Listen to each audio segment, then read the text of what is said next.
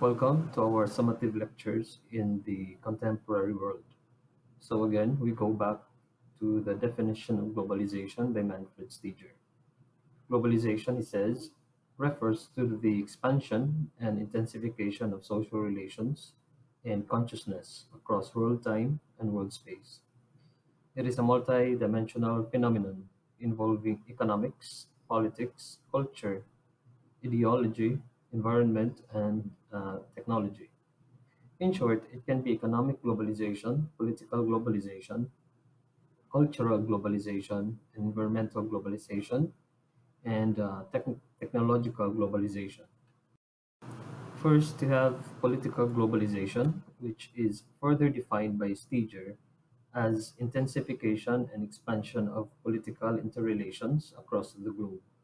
Obviously, these themes respond to the evolution of political arrangements beyond the framework of the nation state. Thus, it breaks the new conceptual and institutional ground. The creation and existence of the United Nations is a clear indication of political globalization, and it is a classic example of how world powers come together to solve international conflicts. The United Nations, or UN, is an intergovernmental organization that aims primarily to maintain international peace and security, which happens due to the disasters in size and complexities brought about by the World War I from 1914 to 1918 and the World War II from 1939 to 1945. The United Nations was successfully established in 1945 initially to prevent future wars. It was and it is actually an international organization established due to the ineffectiveness of its predecessor called the League of Nations. The United Nations has six principal organs, which are the General Assembly, the Security Council, the Economic and Social Council, or the ECOSOC, the Trusteeship Council, the International Court of Justice, and the UN Secretariat. The UN system includes specialized agencies such as the World Bank Group, the World Health Organization, the World Food Programme, United Nations Educational, Scientific and Cultural Organization, or UNESCO, and the United Nations Children's Fund, or UNICEF.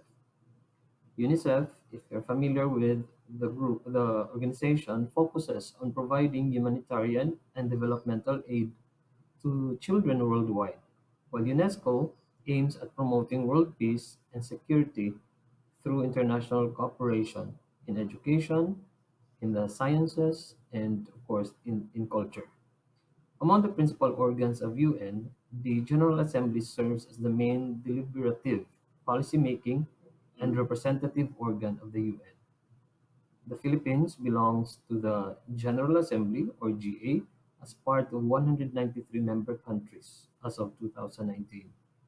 But the most powerful organ of the UN is the Security Council, which has its powers resting in establishing peacekeeping operations, enacting international sanctions, and authorizing military action.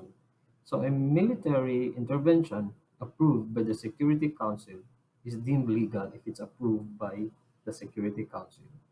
The third UN organ is the Economic and Social Council, or the ECOSOC, which is the principal body for coordination, policy review, and dialogue, which is the UN's central platform for discussion on sustainable development.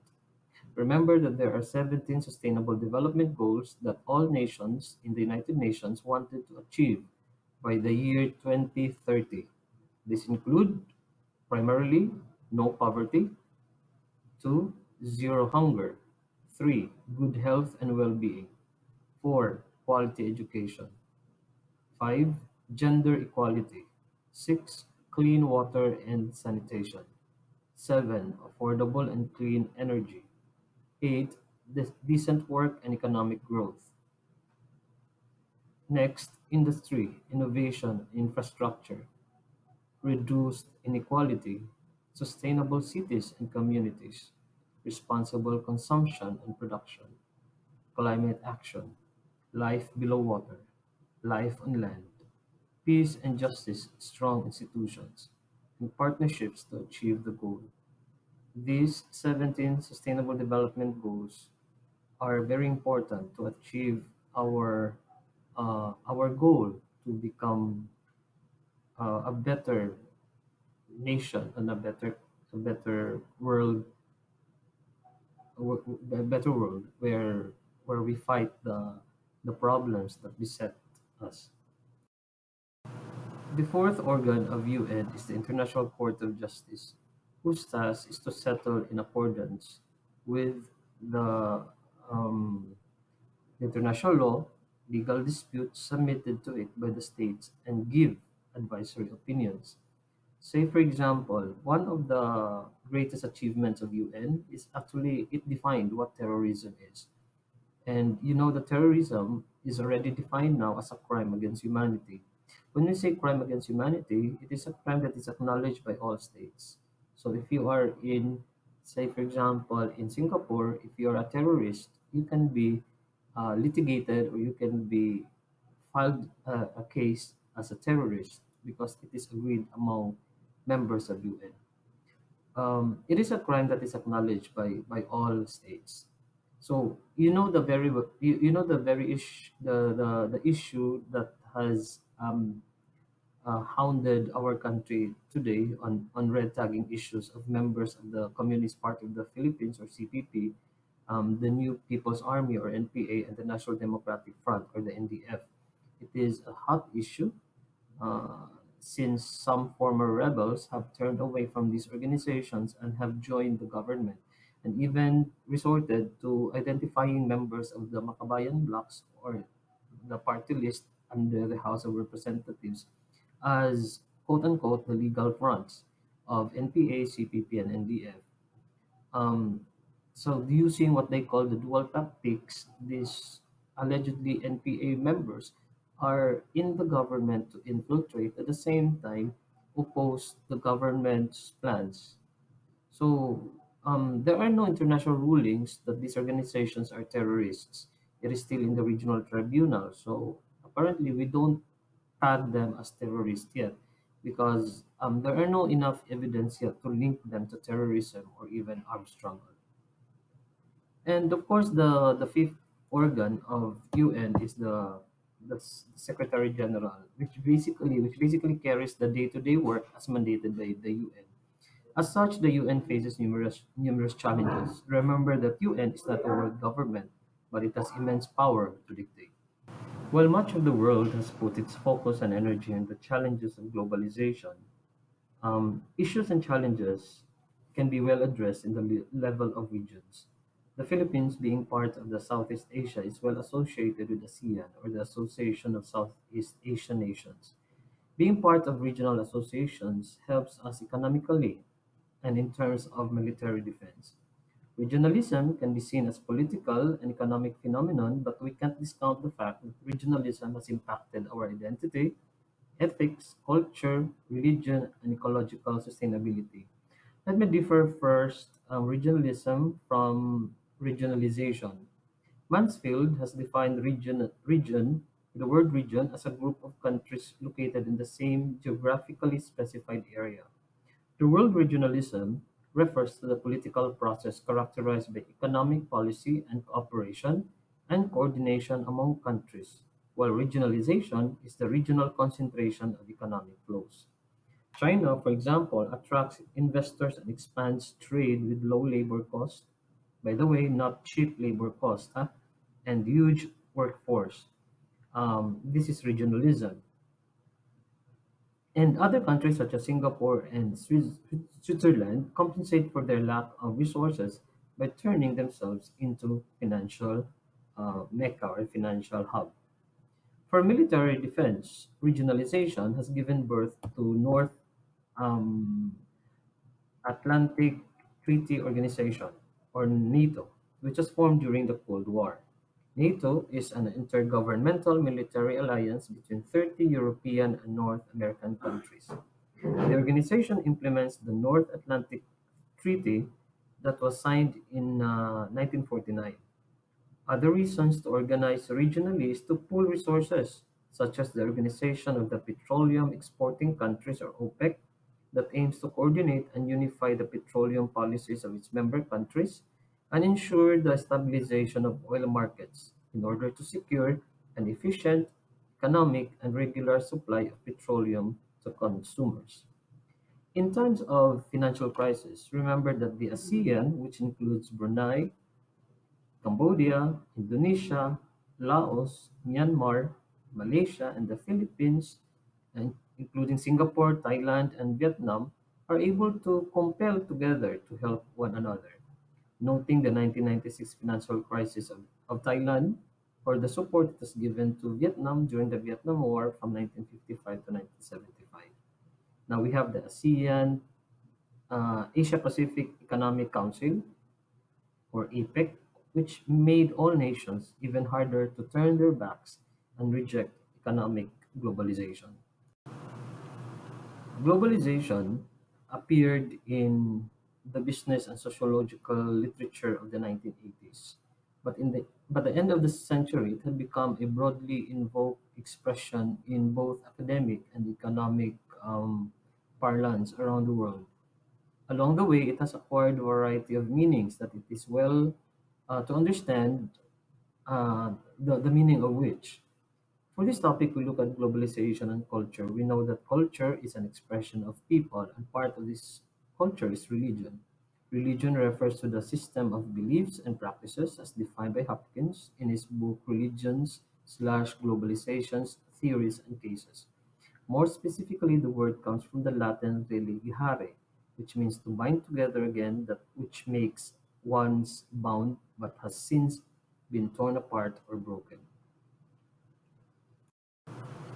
Globalization, the author said, brings a culture of pluralism, meaning religions with overlapping but distinctive ethics and interests interact with one another.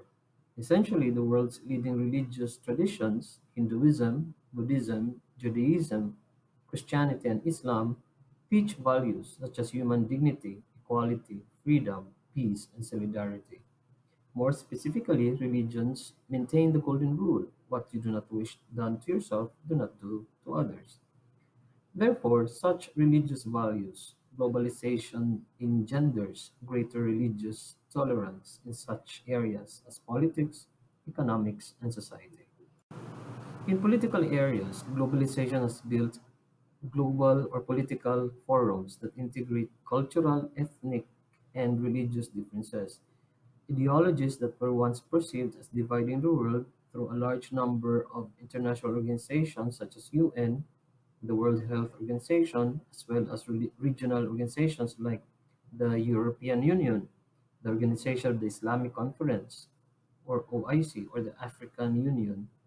When discussing issues such as international peace and security, health issues, among others, these organizations generally share many of the basic commitments as religions or religious traditions. What are these commitments?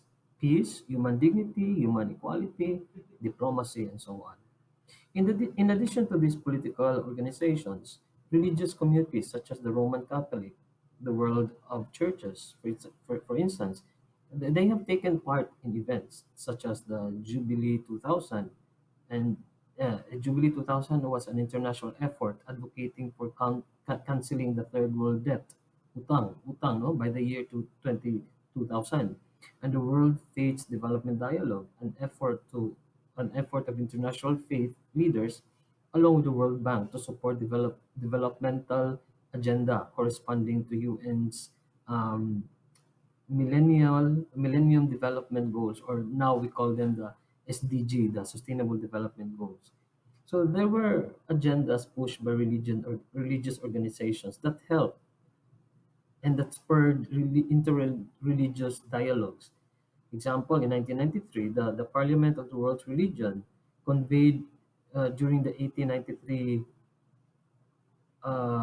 it was 1893 the Chicago World exhibit before, has brought the world's diverse faith traditions from African religions to major religions to any forms of faith that would agree to a civil dialogue through mutual encounter, the use of similar values, and discuss world affairs. In terms of economics, as the economy of the major countries of the world has grown, main religions of each of those countries have also grown financially, providing more financial resources for religions to spread their beliefs.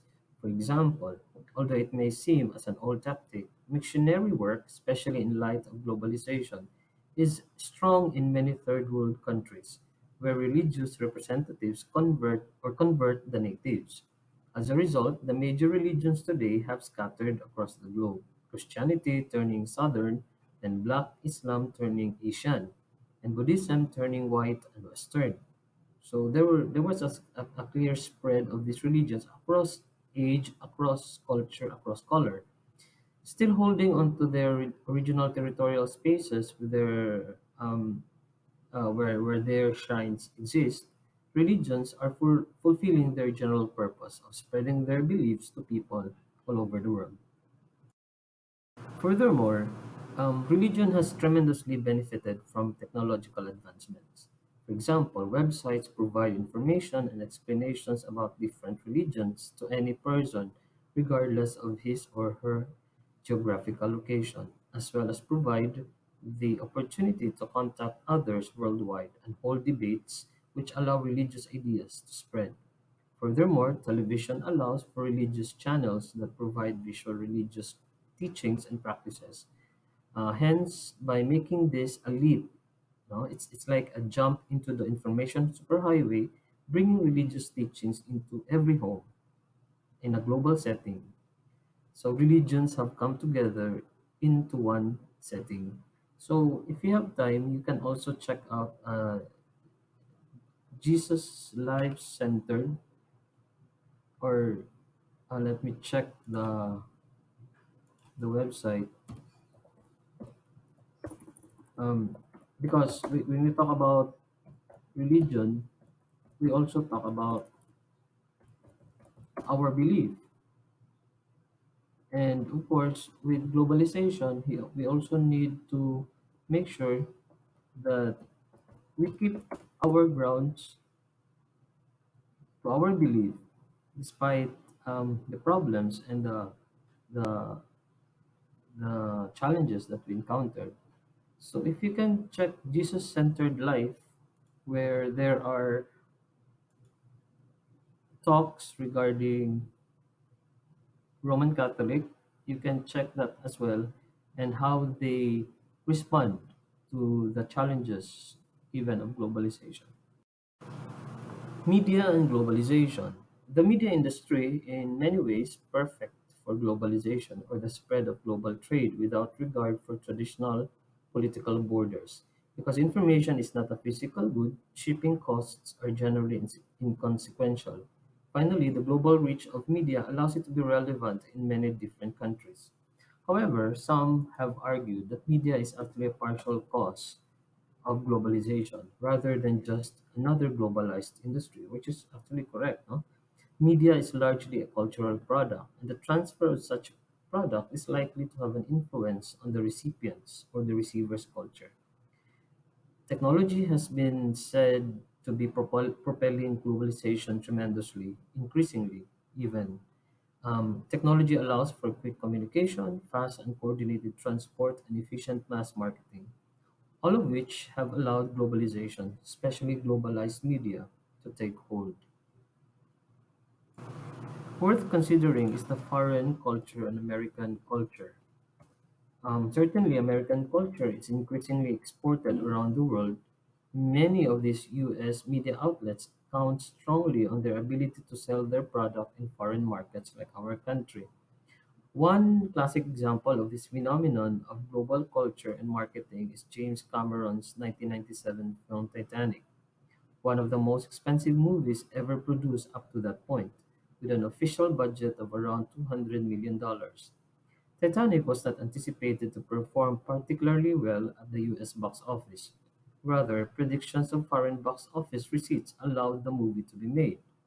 Of the total box office receipts of Titanic, only about one-third came from the domestic market, meaning to say in the US.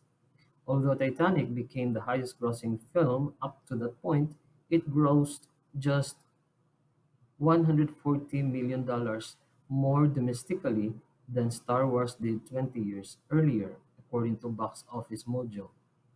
The difference was in the foreign market. While Star Wars was made about the same amount, $300 or $300 million in both the domestic and foreign markets, Titanic grossed $1.2 billion in foreign box office receipts. In all, the movie came close to hitting 2 billion mark and now sits in the number 2 position behind Cameron's 2009 blockbuster Avatar. In short, technology allows for quick communication, transport, and mass marketing, greatly contributing to a globalized marketplace. Media economies of scale achieve much larger profit margins by using digital technology to sell information instantly over a global market. And remember that foreign markets such as Philippines, Filipinos love browsing over Netflix, offer excellent profit potential as they contribute to media companies' economies of scale. The addition of new audiences and consumer markets may help a company build a global following in the long run. In her book, Zubida Isa Mohammed she discussed the importance of global city in the context of globalization. Globalization occurs in places where a mass of people work and live in cities. However, for a city to achieve the title of being global, it must have values and ideas that will have an impact on the rest of the world. Zubida says, global city is a term that raises an understanding that a global city is a city that is well thought out to be an important node in the world's economic system. A global city has wealth, power, and influence to other countries as well as hosts the largest capital markets. Moreover, a city that has wealthy multinational companies, a good infrastructure, better economy, well-educated and diverse populations and powerful organizations, as well as good political structure that are linked to other parts of the world like nowhere else, is considered to be global, according to Badcock in 2002. A global city, however, or therefore, is the world's most important influential city that covers the dimensions of globalization. These dimensions are cultural experience, business activity, human capital, as well as political engagement. Examples of these well-known global cities are London, New York, Paris, Rome, and Tokyo. They provide global competitiveness for their citizens and companies. There are several ways in which a city can be considered as a global city. Number one, a city should have a combination of powerful, strong, and unique culture, style, and history. This is because culture is one of the important businesses in a city that provides many tourist attractions. For example, Rome. Rome has been a powerful and influential in the development of world culture. It is one of the richest and dynamic cities in Europe. During the previous years, cultures in Rome have been contained within its borders. However, as the rate of communication increases due to globalization, the culture in Rome is now mixed on a global scale. A culture may not necessarily mean the traditions and values in that particular city, but also the art, the food, the architecture. Moreover, culture has become an economic machine where it has a variety of activities through its traditional and modern appeal, like the Roman Catholic Church in Rome. In addition, Rome actually influences the world on the subjects of culture, religion, and architecture, and it is worldwide known as the center of arts. Due to the city's importance and influence in culture and religion, it has been nicknamed as the eternal city of the world. Most importantly, that Rome, it remains to be the main center of pilgrimage in the Christian community, according to Taylor in 2004. Because of the presence of the first Roman Catholic, it has made it to be an influential city since many people, especially Christians, meet in that area during Easter season to experience and enjoy the traditional procession of the Pope. Additionally, for a city to be global, it should have an existence of substantial and vibrant cultural economy with high level of interconnectedness in the global cultural network. And since the city of Rome and Paris contain World Heritage sites, it has a significance being a global city, historically and culturally. Secondly, a global city is a city of demographic and economic change. It contains international organizations, different firms, such as law firms, headquarters for multinational countries, as well as stock exchanges that influence the world's economy. Also, in a global city, the cost of living is better than other cities, and there are numbers of billionaires. For example, New York City is the most populous city in the United States, and it is also the center of international business, a command center in the world's economy, and also the main center for businesses such as legal services or world trade. Due to its increase in the economic growth, New York City has become the largest city in the world in terms of economy. New York City is considered to be global city because it has powerful organizations that are linked to other parts, and many of the major corporations and multinational companies are headquartered in this city. According to Lipschitz in 2010, a global city needs to have a lot of capital, information on trade, business, and multinational companies. New York City has all of these. Furthermore, New York City made it as a global city because it is considered as a location for one of the major centers of finance and commerce. Manhattan, which is one of the districts of New York City, is the economic heart of the city that contains many headquarters, such as the UN, which has a major influence in the world, as we discussed earlier, and the stock exchange on the Wall Street. Wall Street, remember? Since a stock exchange or stock market is present in New York, and the city has an advantage of controlling on what goes in and goes out of the country. Thus, if the problem occurs in New York, it means that it will have an effect on the stock markets in a global scale or globally. For instance, during the September 11 attacks, there was an effect on the global economy, causing the global stock markets to decrease rapidly, and also caused a delay in the opening of the New York's stock exchange when the plane crashed into the World Trade Center building. This only shows that a global city has a major influence in other cities, as well as not just in its domain city, like where the New York uh, Stock Exchange delayed. London, which is a global city as well, its stock exchange was also uh, evacuated.